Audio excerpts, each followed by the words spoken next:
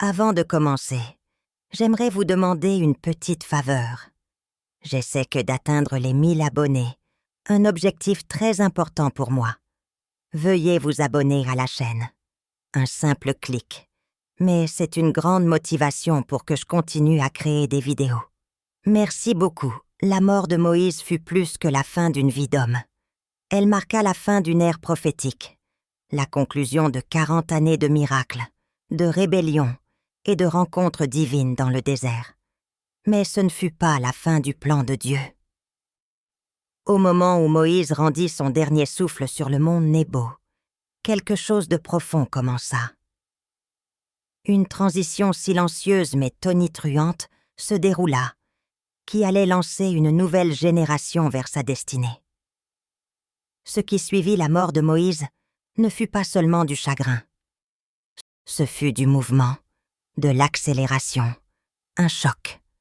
Car en un laps de temps très court, 7 événements extraordinaires eurent lieu. Chacun d'eux un panneau indicateur de l'élan divin.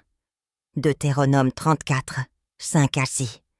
Ainsi Moïse, le serviteur de l'Éternel, mourut là dans le pays de Moab, et il l'enterra dans la vallée, au pays de Moab, vis-à-vis de Beth-Péor. Mais personne ne connaît le lieu de sa sépulture jusqu'à ce jour. Le mystère de la sépulture de Moïse reste non résolu. Mais la mission qu'il portait n'est pas morte dans le désert. Elle a été transférée et elle a explosé en mouvement.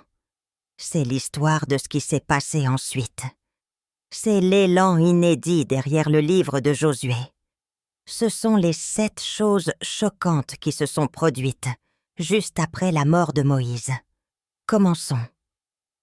Au moment où Moïse meurt, l'atmosphère d'Israël change, mais pas en silence. Il n'y a pas de funérailles royales, pas de jour de deuil national.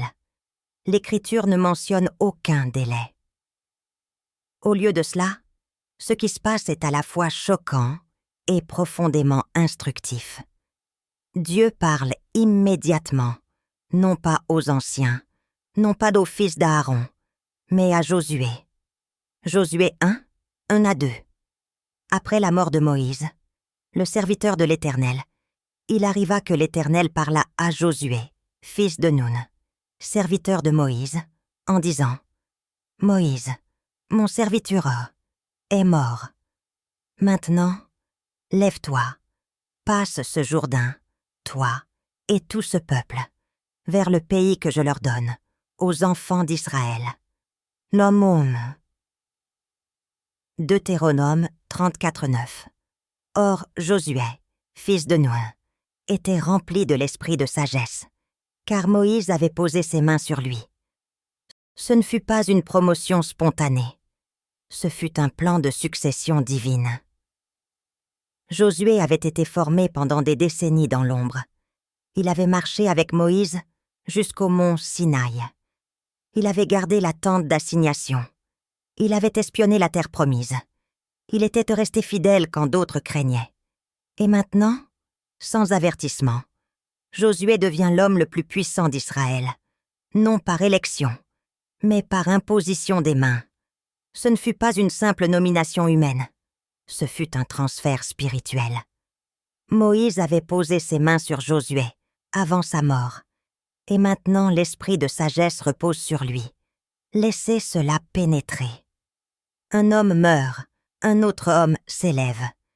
Mais la mission de Dieu ne manque jamais un battement. Ecclésiaste 3:1. Il y a un temps pour tout, un moment pour chaque chose sous le ciel.